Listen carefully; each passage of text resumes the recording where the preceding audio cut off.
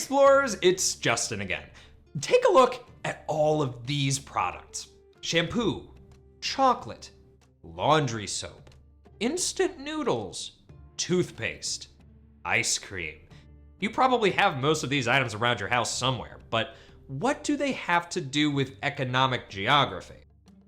Well, all these items have one thing in common. They contain palm oil, an edible oil derived from the fruits of palm trees. Over half of these packaged products sold worldwide contain this ingredient. And today, we're visiting the country where 58% of the world's palm oil originates, Indonesia. If Indonesia is one of the leading producers of this vital ingredient, it must play a big role in the global economy, right? This sounds like an excellent location to apply our economic geography skills. Besides palm oil, what else do you think drives Indonesia's economy? How does globalization affect it? And what economic challenges and opportunities lie ahead for Indonesia? Let's find out.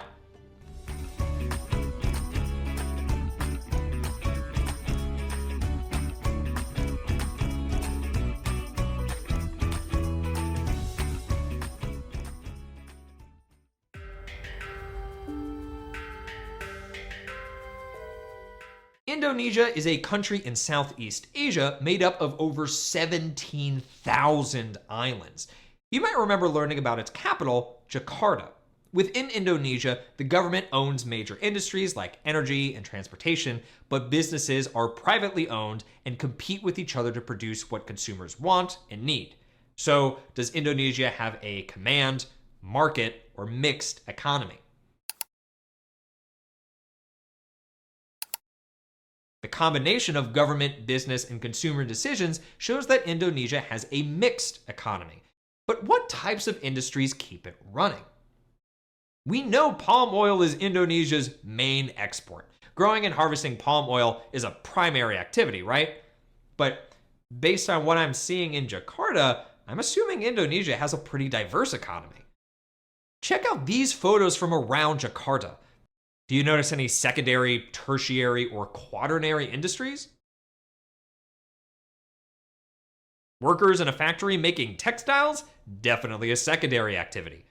Tourism is a huge tertiary industry in Indonesia, and Jakarta's business district and university are evidence of quaternary industries.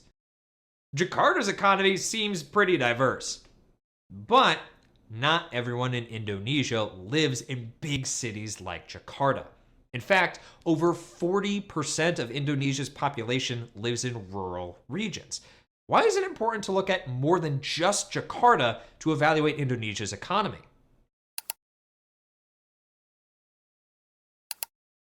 Life and work in rural regions can look very different from what we see in Jakarta. Most of Indonesia's workforce is involved in primary economic activities like farming, and these workers often earn less money and have less access to essential infrastructure available in big cities like Jakarta. So, to get the full picture of Indonesia's economy, we need to use our economic development indicators. Indonesia's GDP is $1.371 trillion, the 17th largest in the world. But its GDP per capita is only $4,876. 116 countries in the world have higher GDPs per capita than Indonesia. If Indonesia has a relatively high GDP, why is its GDP per capita so low? Remember, a high GDP and low GDP per capita tells us the country has a very large population sharing that wealth. That means the average wealth per person is low. But remember, GDP per capita is an average. Wealth might not be evenly distributed, and some people in Indonesia might be much wealthier than others. So, to get a complete view of Indonesia's economic development, we need to use the Human Development Index. What can this indicator tell us about Indonesia that GDP and GDP per capita can't? Remember, the HDI measures development using income, life expectancy, and education levels. Indonesia's HDI score is 0.713. It's a bit lower than the global average of 0.739. This gives us some insights into Indonesia's standard of living.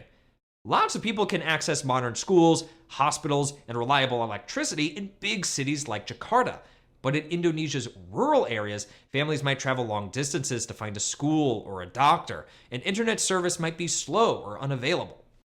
The Indonesian government has taken big steps to improve rural living standards. They're even moving the country's capital from the more developed island of Java to the less developed region of East Kalimantan. This move will bring the region new jobs, infrastructure, and economic opportunities. And it'll also connect this region to the global economy.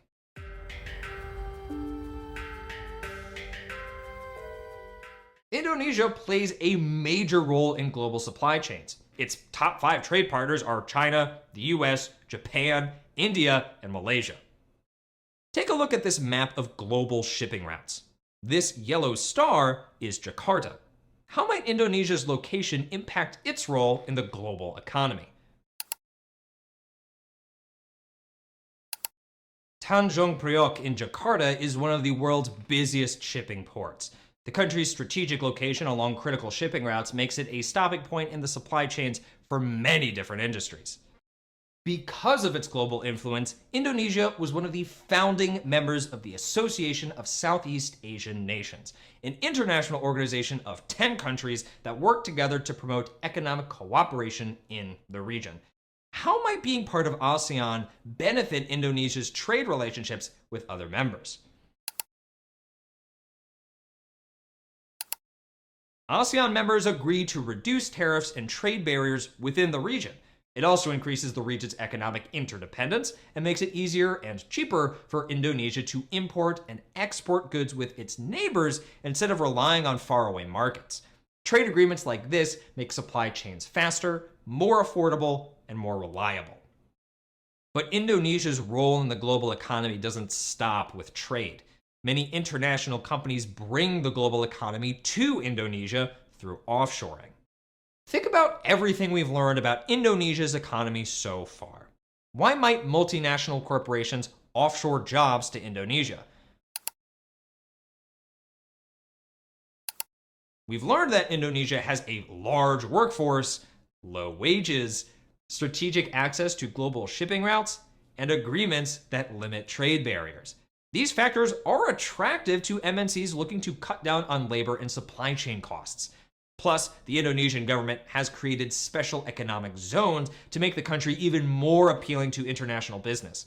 In these areas, companies receive special benefits such as lower taxes, better access to infrastructure, and fewer government regulations. This attracts many MNCs to Indonesia. For consumers, offshoring means lower prices and faster access to products. But in the MNC's home country, offshoring can mean job losses. For workers in Indonesia, MNCs bring job opportunities, but often with low wages, unsafe working conditions, or limited labor protections. Indonesia's role in the global economy seems to bring the country both benefits and challenges. But I wonder how sustainable its economy is.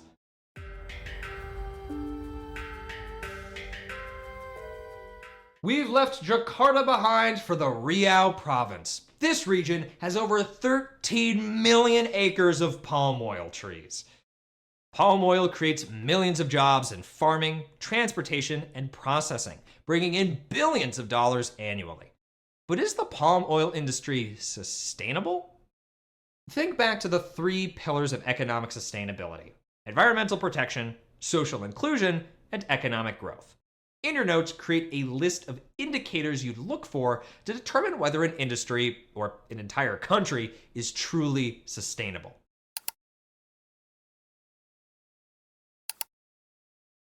While you were working, I made my own list. Does it look like yours? We'll use both our checklists to assess how sustainable the palm oil industry is together, starting with environmental factors. The palm oil industry leads to massive deforestation across Indonesia.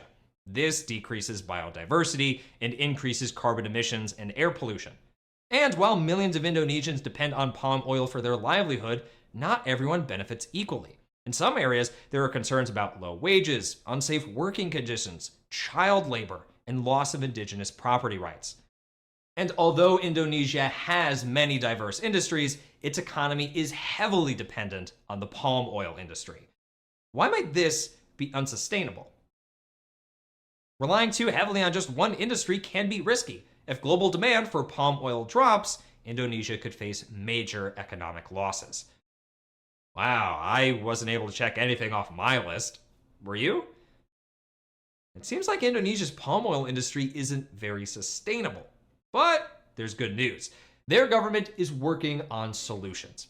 One strategy is encouraging companies to get certified by the Roundtable on Sustainable Palm Oil.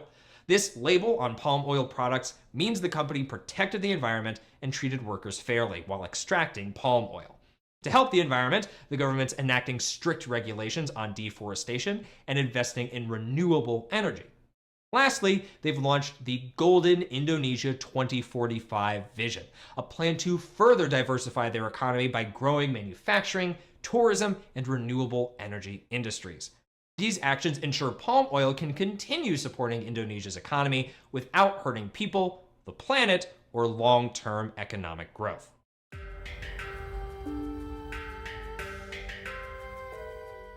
By exploring Indonesia today, we've proved our skills as economic geographers.